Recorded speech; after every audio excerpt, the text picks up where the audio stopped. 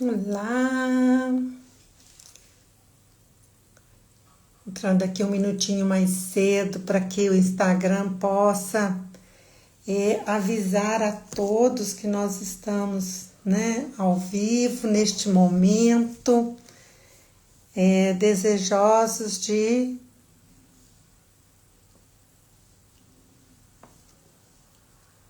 falar, de conversar agora um pouquinho com o Dr. Fábio.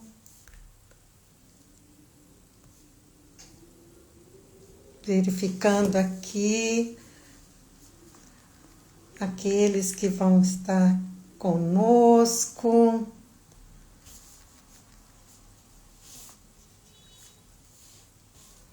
Quem é que estará aqui conosco? O doutor Fábio está chegando aqui agora. Maravilha.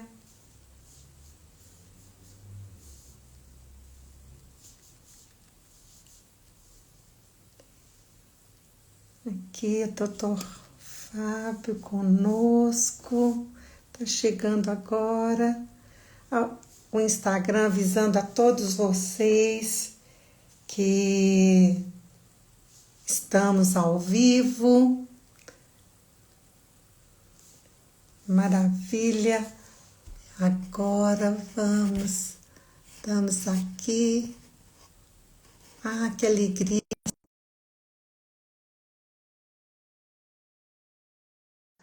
Olha, nós tivemos 4 episódios. Esse é o nosso 5º episódio desta fala. Olá, Alô, boa tarde, boa noite para os ouvintes da Suíça, né? boa tarde, boa noite, Jane, boa tarde, boa noite a todos. Prazer estar aqui com você para bater um papo. Maravilha, prazer, alegria toda nossa. Estamos aqui com um ruídozinho, não sei se você percebeu. Tem aí um ruídozinho para você também, doutor Fábio? Não, eu estou aqui Ah, tranquilo, agora estou te ouvindo parece. perfeitamente. Parece que está melhor agora. Ah, que bom. Muito obrigada. Boa tarde, né? Deixar o seu almoço para poder estar conosco. É uma alegria. Uma Boa alegria tarde. maior ainda pensar que em breve estaremos aqui juntos na Suíça para a nossa primeira jornada de saúde e espiritualidade. Não é o primeiro encontro médico espírita aqui, mas dessa jornada, essa aprendizagem colaborativa, ela está acontecendo pela primeira vez e a gente está muito, muito feliz, muito honrado, né, ao SESI, todos nós estamos nos sentindo muito honrados com esta possibilidade, com esta alegria de encontro. Que bom.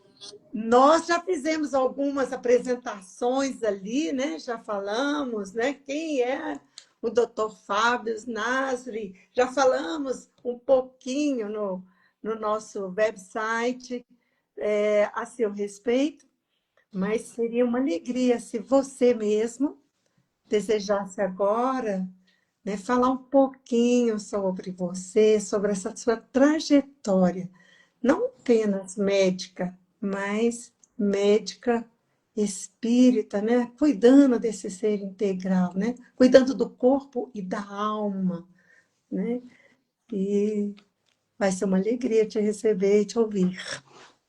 Eu que agradeço, obrigado, Jane, pelo convite, obrigado a todos, onde quer que vocês estejam pelo mundo, né? No Brasil, na Suíça, enfim.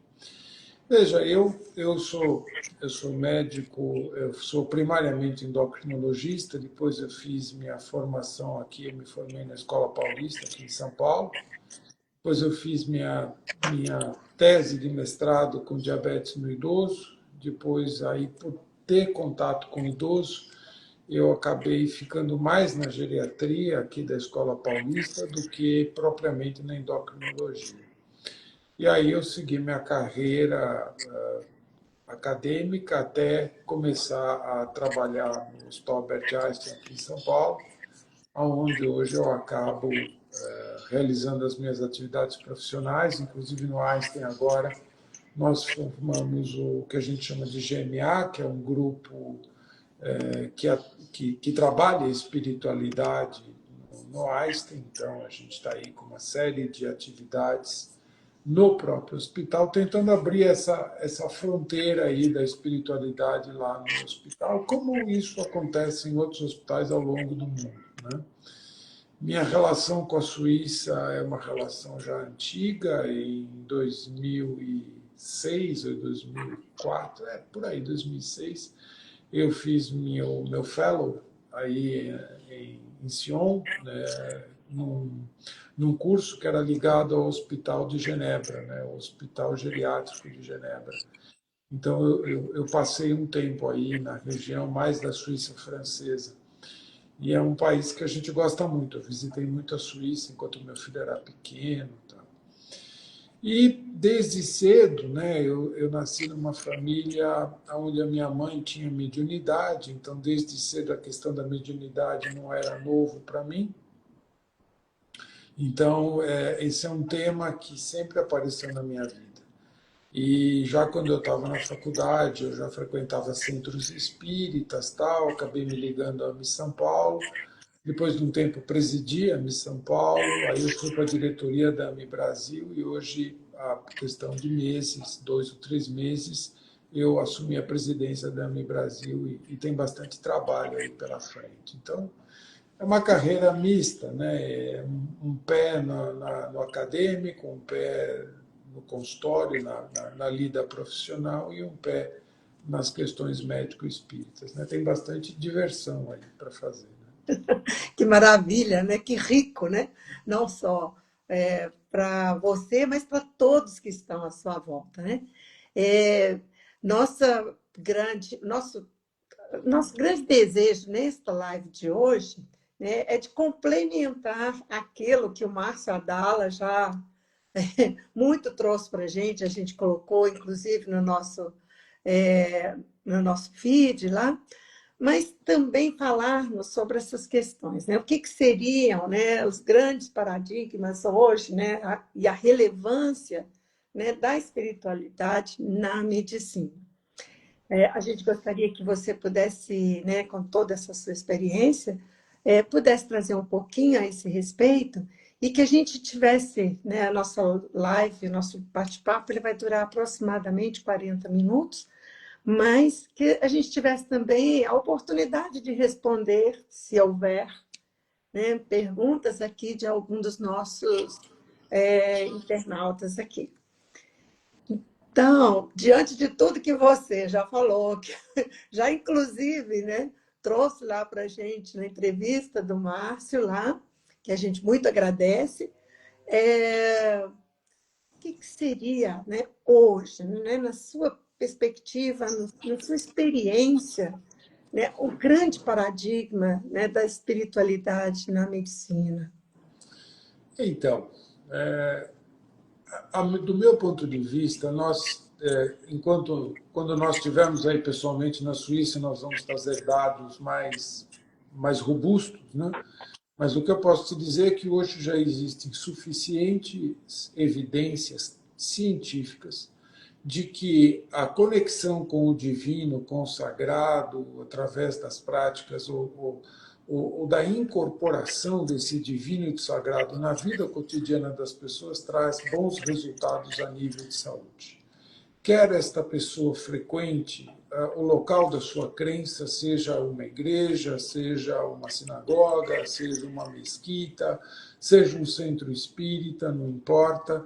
Se ela frequentar este lugar, ela já por si só tem um risco menor de morrer sobre qualquer causa. Isso já existem evidências suficientes para isto.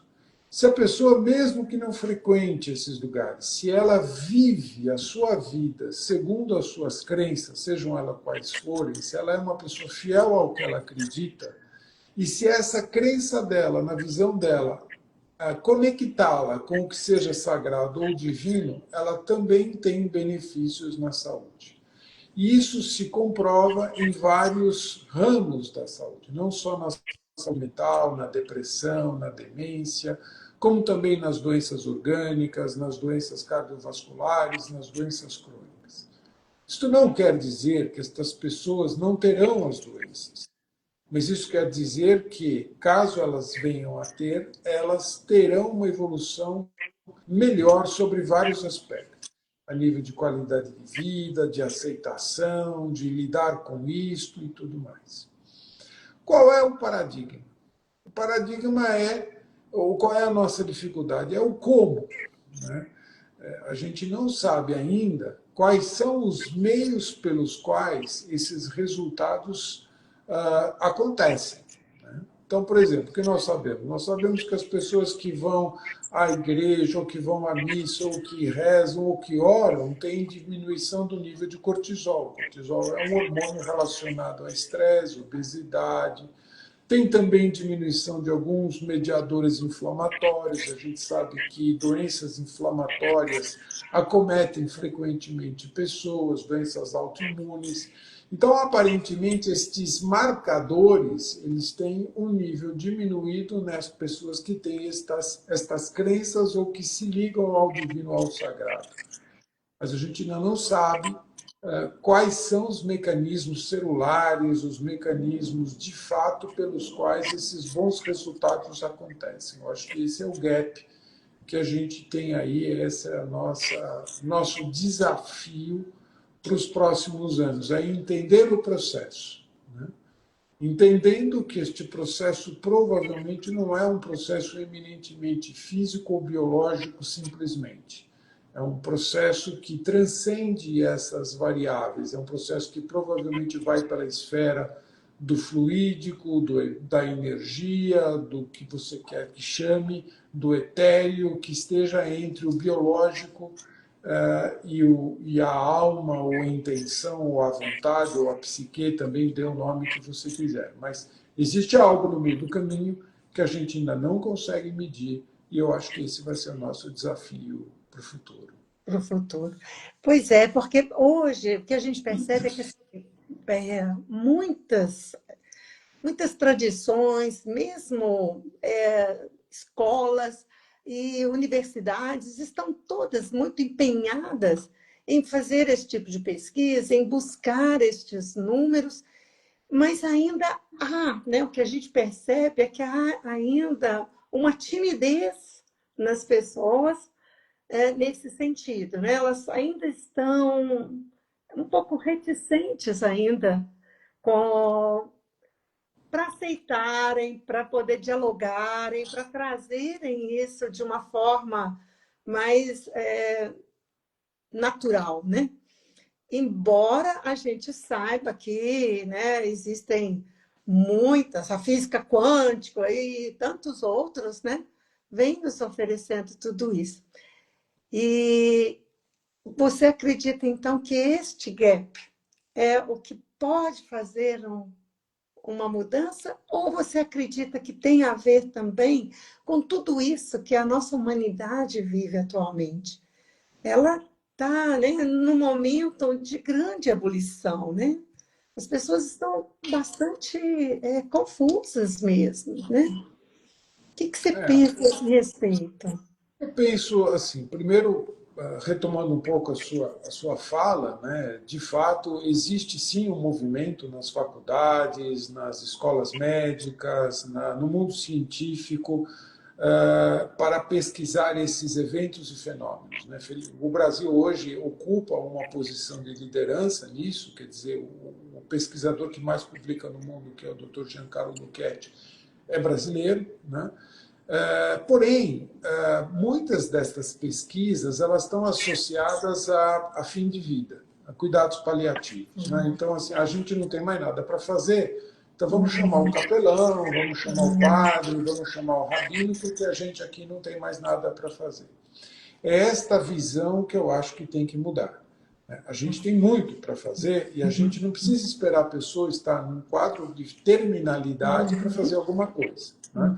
Então, acho que o primeiro desafio é identificar dentro da história da pessoa, na trajetória médica dela, quer no consultório médico, quer no consultório psicológico, quer com o fisioterapeuta, começar a treinar estas pessoas para escutarem conflitos espirituais. Porque nessa história, Regiane, médico é igual marido, a gente é o último a saber, sabe? Porque os pacientes não contam isso para a gente.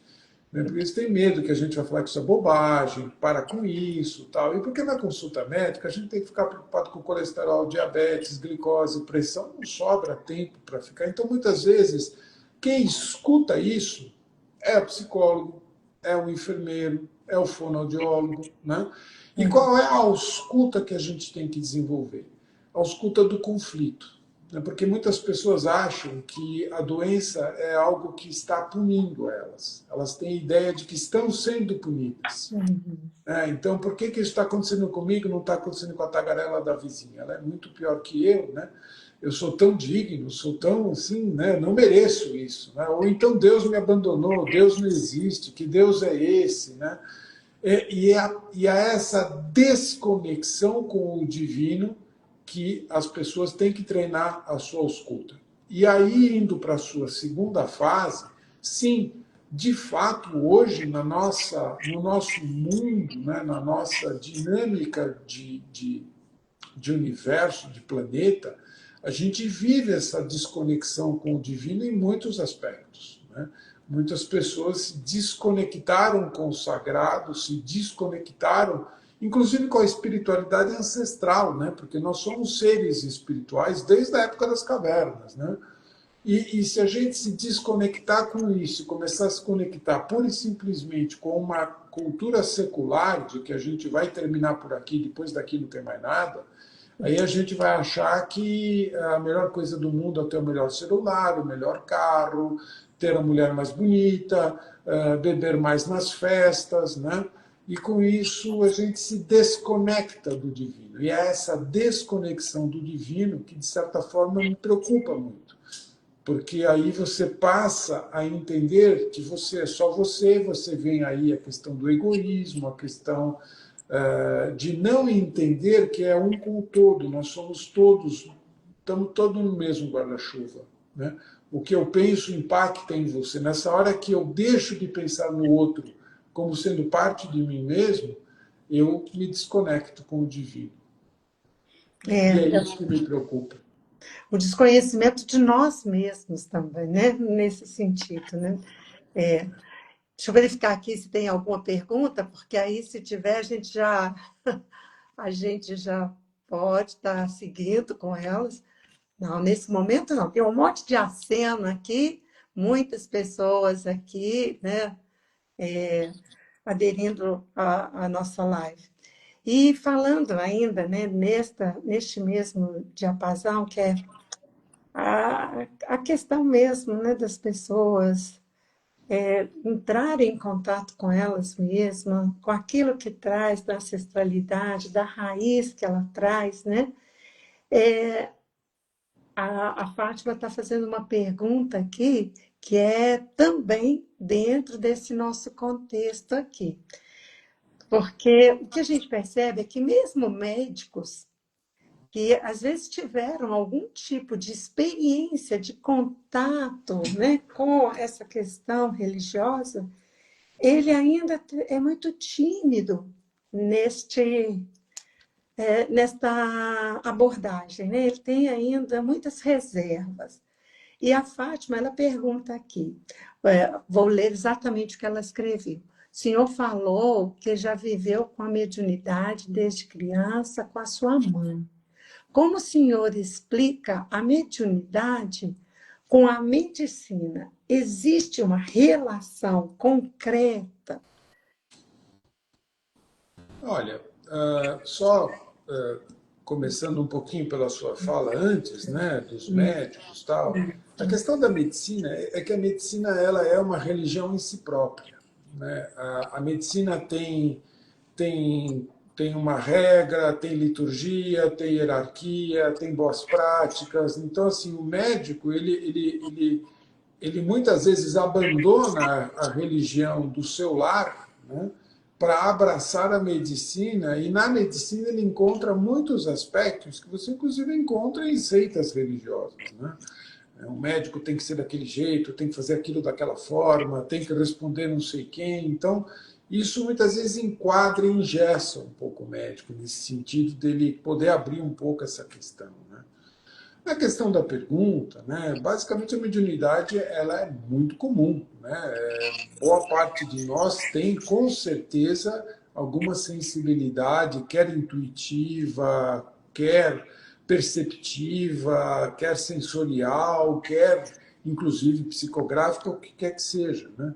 E o médico não está diferente disso. Né? O médico ele é um ser que também tem essa mediunidade, que era intuitiva. Tal. Então, uma série de médicos que às vezes você pergunta, por que você fez isso com o paciente? Ele fala, não sei, porque eu intuí que eu devia fazer isso. Muitas vezes a gente toma atitudes que não sabe direito nem por que tomou. Né?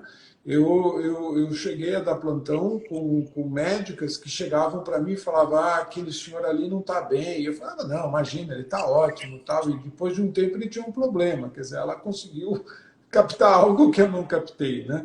Então eu diria que a medicina, ou eu iria além, qualquer pessoa da área da saúde, ou que não seja da área da saúde, que esteja no centro espírita, em qualquer lugar, atendendo ao outro, né?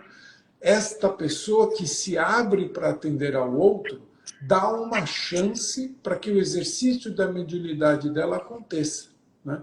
E a medicina dá uma chance e meia, na medida em que você ali tem, vamos dizer assim, um registro para poder cuidar do outro. Né? Então, um médium que tem uma mediunidade e cuida dela, né? Porque mediunidade é como uma plantinha, né? Você precisa cuidar. Né? Se ele entende a mediunidade como um sexto sentido, como uma visão a mais, ele pode usar como instrumento na sua prática médica, guardadas as devidas restrições à liturgia da prática médica em si. Né? Ninguém vai ficar no consultório fazendo passes ou dando psicografias. Né? Mas o médico, na medida em que ele usa a mediunidade como ferramenta, ele vai ser um médico melhor se ele cuidar da mediunidade dele. Com responsabilidade, né? Com a educação que devida, né? Com o aprendizado Isso, devido. Uhum. isso. Pois é. E aí, se a gente volta, né, nessa questão, né, do engessamento do médico, das questões, né, que a gente, né, há um paradigma grande ainda, né, para ser é, transposto, não sei. A gente, quando do evento lá do Mednesp, a gente teve acesso a uma fala da doutora Shana Dói, né, que é também a dirigente da Associação Médico Espírita Internacional, e ela também deixa ali naquele poucos minutos, um minuto, eu acho, nem isso, ela deixa, né, essa,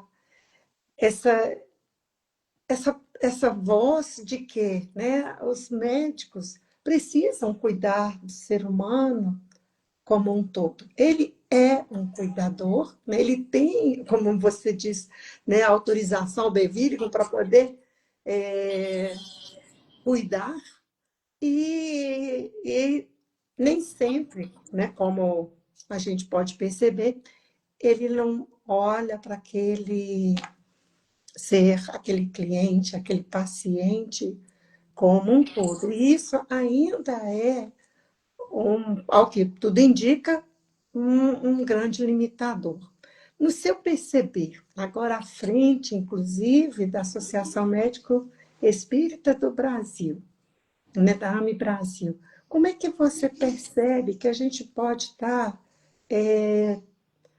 facilitando ou apoiando aqueles que se dispõem, né, a utilizar de duas, três ferramentas para poder atender aquele ser integral, de forma integral.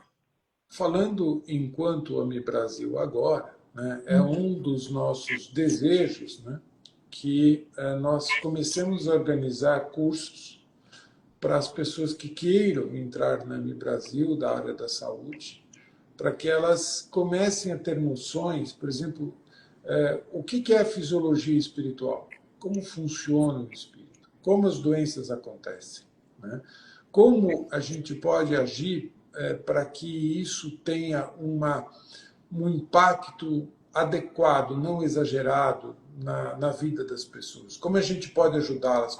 Quais são os instrumentos do arsenal terapêutico médico espírita? né? E como é que a gente analisa com critério o que vai usar em qual situação, né? E o que é uma prática médico-espírita, né? O que não se faz, né? Uhum. Então, a nossa ideia, enquanto AME Brasil, é começar a ajudar nessa informação às pessoas que estão, por exemplo, nos centros espíritas, no atendimento fraterno, né? Porque hoje em dia, como você viu lá no Mednesp, aparecem situações nos centros espíritas que as pessoas não necessariamente estão habilitadas a lidar, como Uhum. pacientes deprimidos graves, riscos de suicídio, né? Como diferenciar o que é um paciente com um surto esquizofrênico numa paciente, ou um paciente com uma mediunidade desequilibrada, como lidar com as questões dos transgêneros que hoje em dia estão acontecendo. Quer Uhum. dizer, então, assim, eu acho que é papel da AMI Brasil ajudar as pessoas na lida destes casos, né? E saber um pouco melhor como lidar com isso. Da mesma forma que é importante também, isso brinco com os médicos lá da AMI Brasil, a gente tem que ter de cor e salteado na nossa cabeça posições claras a respeito do aborto, posições claras a respeito da finitude, a respeito da eutanásia. Quer dizer, a gente tem que ter na ponta da língua os porquês sims e os porquê não, né? E a gente não pode vacilar nessa hora, né? São coisas que, se a doutora Marlene vê que algum médico espírita gaguejar nessa hora, ela lá da onde está manda uma chinelada na cabeça dele. Ela vai voltar para poder puxar a orelha. Eu não tenho a menor dúvida. Já puxa sem voltar, Sem imagina. voltar. Pois é. Porque, na realidade, né, o que a gente percebe muito é isso, né?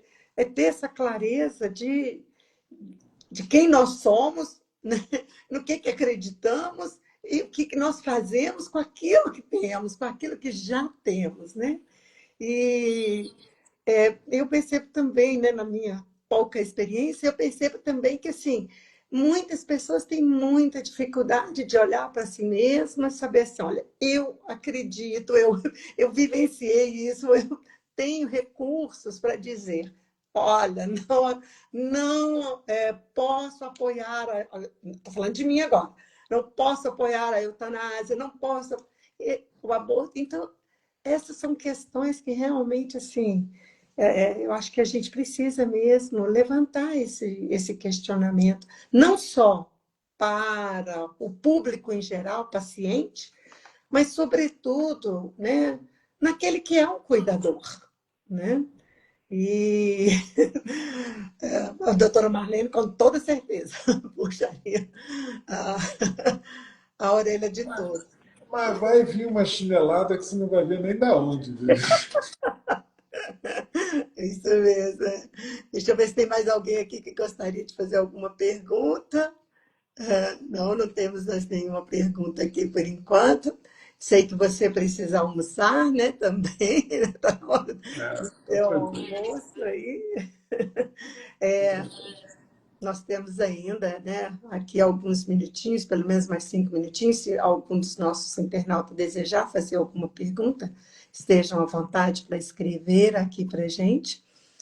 E neste nosso encontro, que vai acontecer no dia 25 e 26 de outubro na Suíça, né, nós teremos o Dr. Fábio aqui alimentando as nossas mentes, né, com o seu conhecimento, com a sua experiência, né, médica e espiritual.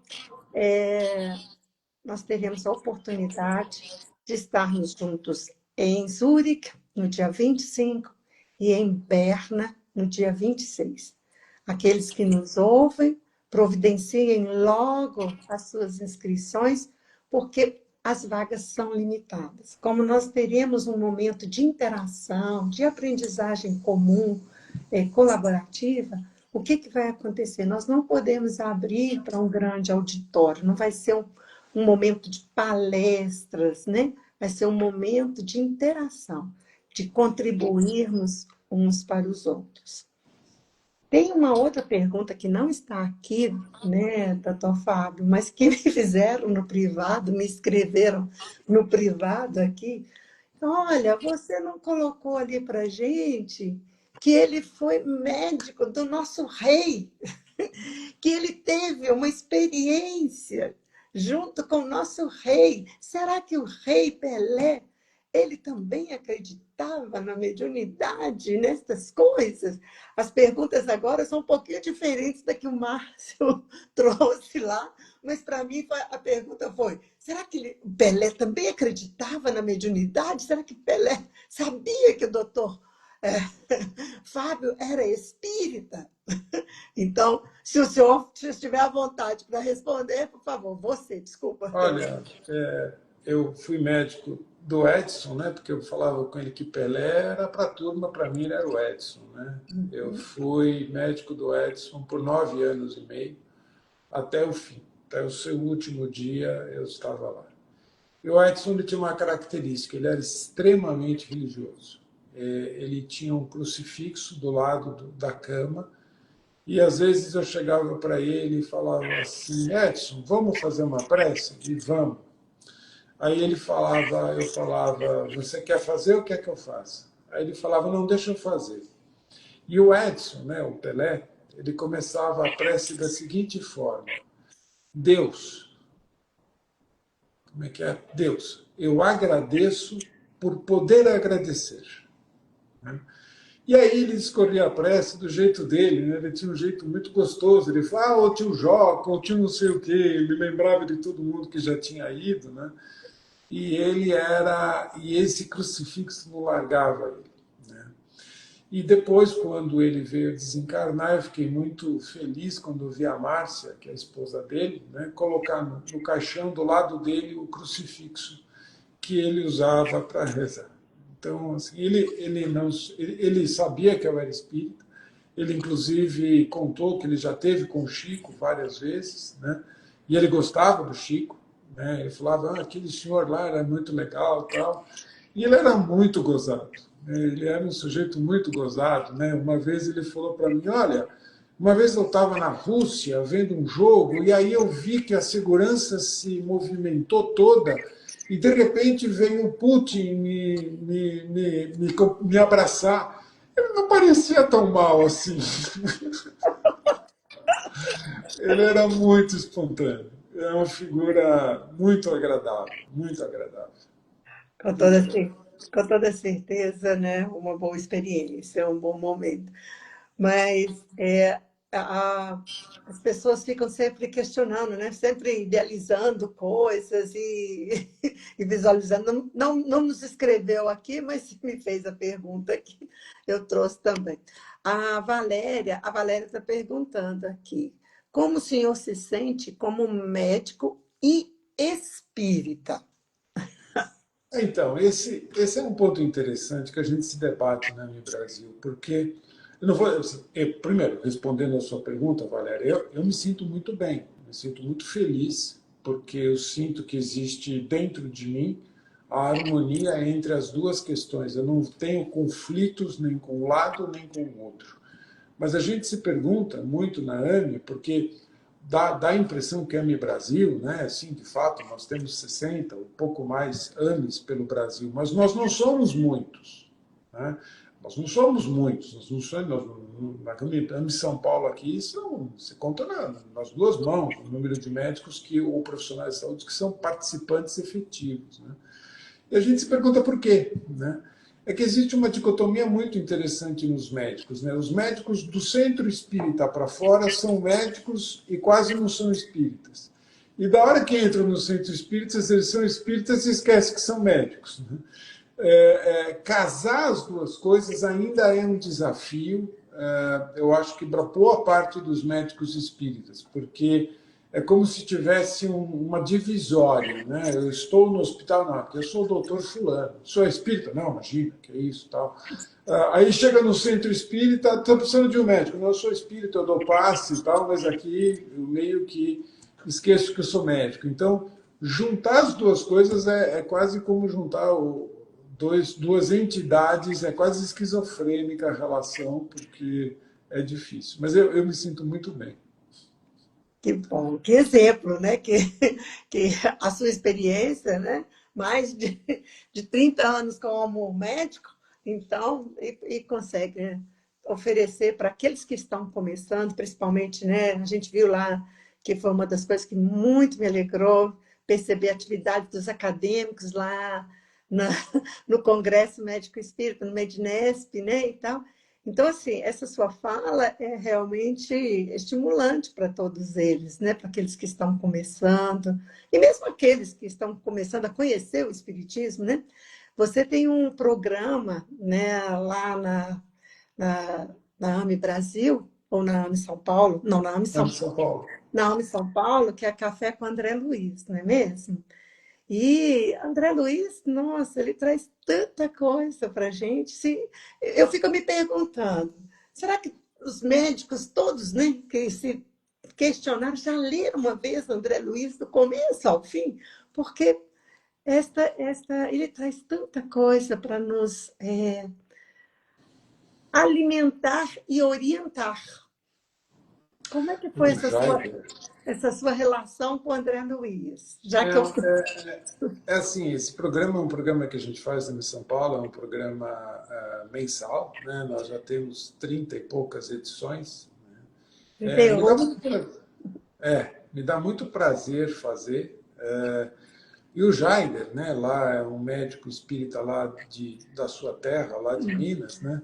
O Jaider, ele fala uma frase que é muito sábia: André Luiz, você lê nas entrelinhas. André Luiz fala em códigos. Então, se você fizer uma leitura desavisada do André Luiz, você vai perder 90% do conteúdo. Eu acho até hoje, assim, das pessoas que eu conheço, algumas pessoas leram André Luiz de verdade. Talvez o Décio e André sejam dos que mais tenha de verdade lido André Luiz, né? Mas assim, André Luiz para a gente é uma grande inspiração, né? E você pode ler um livro dele, se você ler daqui a 2 anos, você vai achar que leu outro livro, porque você vai pegar tanta coisa que você não pegou. E muitas das coisas que ele psicografou naquela época, né, ao longo do tempo, se mostraram verdadeiras, né? Quer dizer, tem várias delas que foram comprovadas a posteriori. Eu costumo, né? Eu sempre estou estimulando todo mundo que eu posso, né, a ler, a estudar André Luiz. E eu costumo dizer que, assim, é um curso. Esses 13 livrinhos dele, se você faz na sequência, se tiver oportunidade, então, de fazer em grupo, você tem um curso que, assim, a vida no mundo espiritual, a vida na Terra, é maravilhoso, né? Então, nós estamos chegando aqui no final, né, da nossa live. Você precisa de ir também almoçar para pegar o segundo turno, provavelmente, né?